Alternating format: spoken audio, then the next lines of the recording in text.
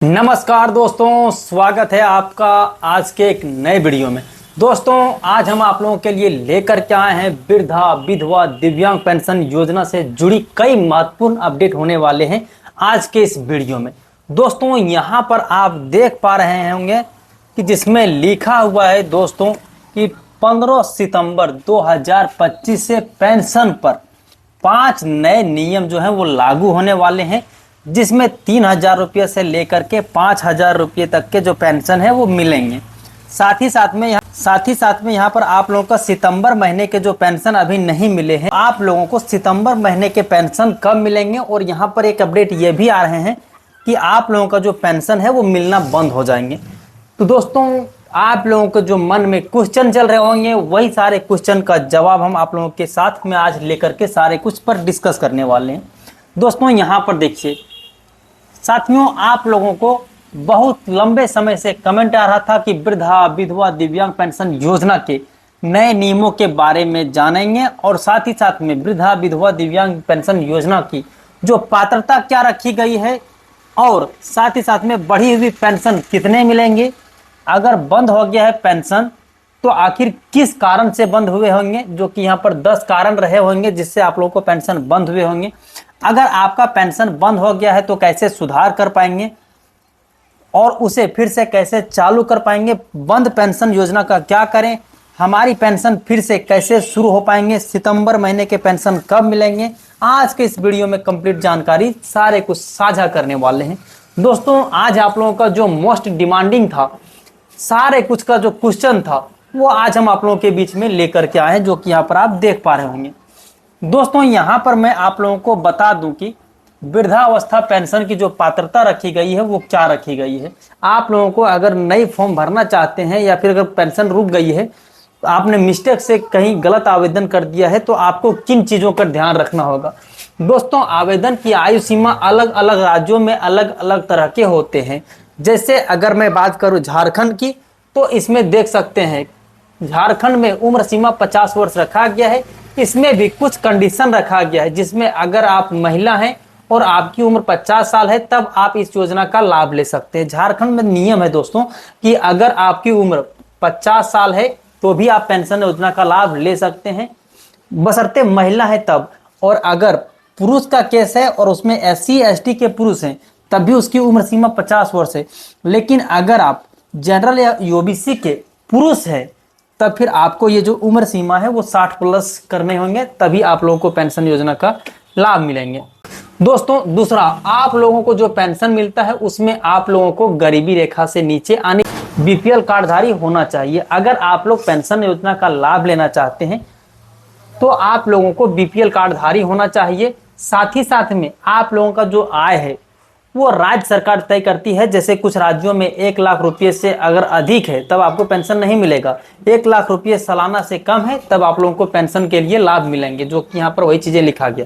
कुछ राज्यों में इसकी सीमा 40 वर्ष रखी गई है, कुछ सीमा में 1 लाख रखी गई है। तो वो राज्य के ऊपर डिपेंड करता है कि राज्य अपने अनुसार से कितनी रखती है। साथ ही साथ में किसी अन्य सरकारी पेंशन योजना का लाभ पहले से नहीं मिल रहा है। ऐसा भी नहीं है कि आप लोगों को, मान लीजिए नौकरी से रिटायर्ड हो गए हैं आप और आप सर्वजन पेंशन योजना का लाभ लेना चाहते हैं, तो ऐसा भी नहीं। पहले से आपको किसी प्रकार की कोई पेंशन नहीं मिल रहा है, आप नए पेंशन का लाभ लेना चाहते हैं, तब आप लोगों को ये योजना का इस तरह से लाभ मिलने वाले हैं। दोस्तों, यहाँ पर देखिए अब विधवा पेंशन योजना में क्या पात्रता रखी गई है वो देखते हैं। आवेदक विधवा होनी चाहिए। अगर आप विधवा पेंशन का ये लाभ ले रहे हैं तो आपको सबसे पहले विधवा होनी चाहिए, आपके पति का डेथ सर्टिफिकेट होना चाहिए, आपकी उम्र जो है 18 साल से लेकर के 35 साल होनी चाहिए। कुछ अलग राज्यों में अलग अलग निर्धारित की गई है। साथ ही साथ में आप लोगों का आय सीमा जो है वो राज्य सरकार निर्धारित करती है, उसी राज्य सीमा के अंदर ही आनी चाहिए। अगर मान लीजिए 1 लाख रुपया सरकार ने रखा है कि आपकी इनकम 1 लाख से अधिक नहीं होनी चाहिए, और अगर आपके पास 1 लाख रुपये सालाना घुस रहे हैं तब उस केस में आपका पेंशन का पैसा जो है वो कट जाएगा, पेंशन भी नहीं मिलेंगे। साथ ही साथ में कोई अन्य सरकारी पेंशन या आर्थिक सहायता बाहर से आप लोगों को नहीं मिलना होना चाहिए। दोस्तों, यहाँ पर देखिए, यहाँ पर मैं आप लोगों को बताने वाला हूँ कि अगर आप झारखंड से हो और आप पुनर्विवाह करना चाहते हैं तो इसके लिए राज्य सरकार आप लोगों को 2 लाख देती है, जिससे आप दोबारा शादी कर सकते हो और यह अन्य राज्यों में भिन्न हो सकता है। दोस्तों झारखंड सरकार ने एक नियम रखा हुआ है कि अगर आप विधवा हैं और आप चाहते हैं कि पुनः शादी करना चाहिए तो उसके लिए आप लोगों को 2 लाख रुपया राज्य सरकार देंगी। उसके लिए एक फॉर्म भरना होता है, फॉर्म भरिएगा, उसके बाद आप लोगों को 2 लाख रुपये की सहायता देंगी। उसके बाद आप चाहे जहां भी शादी करना चाहते हैं दोबारा शादी कर सकते हैं। दोस्तों अगर विकलांग है आप तो उसके लिए यहाँ पर जो क्राइटेरिया रखी गई है, पात्रता रखी गई है, वो देखिए। आवेदक 40% या उससे अधिक विकलांग होनी चाहिए।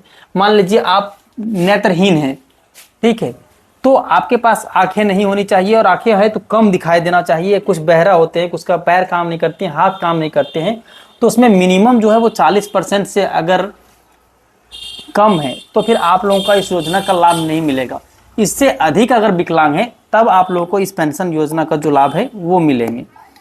साथ ही साथ में यहाँ पर ये भी देख सकते हैं विकलांग सर्टिफिकेट भी आप लोगों के पास होना चाहिए, तभी आप इस योजना का लाभ ले सकते हैं। आयु सीमा जो रखा गया है वो मिनिमम आप लोगों का 18 साल है, उसके बाद आप लोगों को 60 साल, 18 साल से लेकर के 60 साल तक ही ये जो दिव्यांग पेंशन है वो मिलते हैं। क्योंकि जैसे ही आप लोगों का 60 साल पूरा हो जाते हैं मेरे दोस्त, उसके बाद आप लोगों को ओल्ड एज पेंशन मिलने लगते हैं।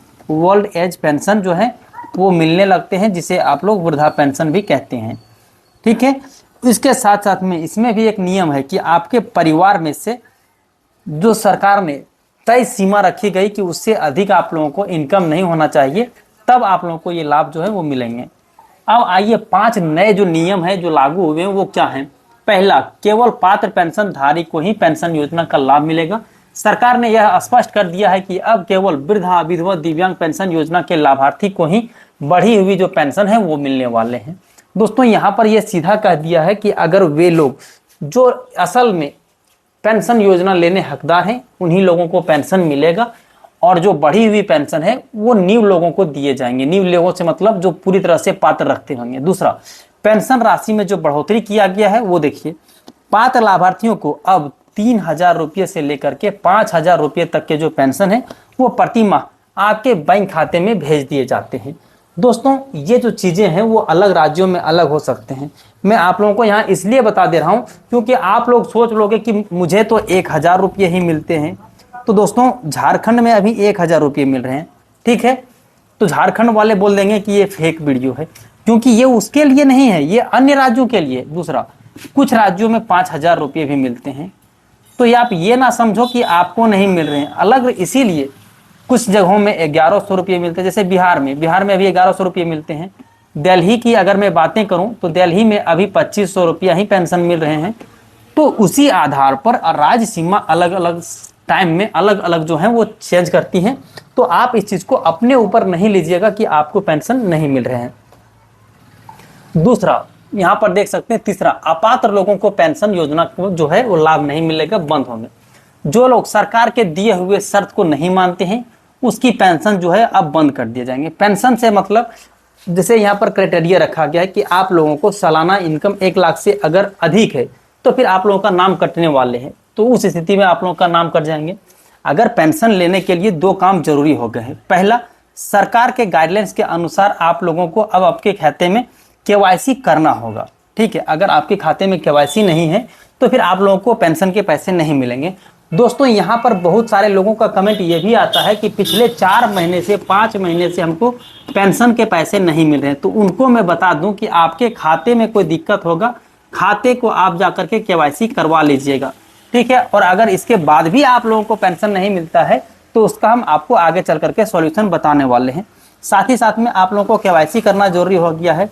दूसरा, मोबाइल OTP या बायोमेट्रिक के सत्यापन अनिवार्य रूप से कराना ही होगा, ठीक है, तभी आप लोग को पेंशन योजना के जो लाभ हैं वो मिलेंगे।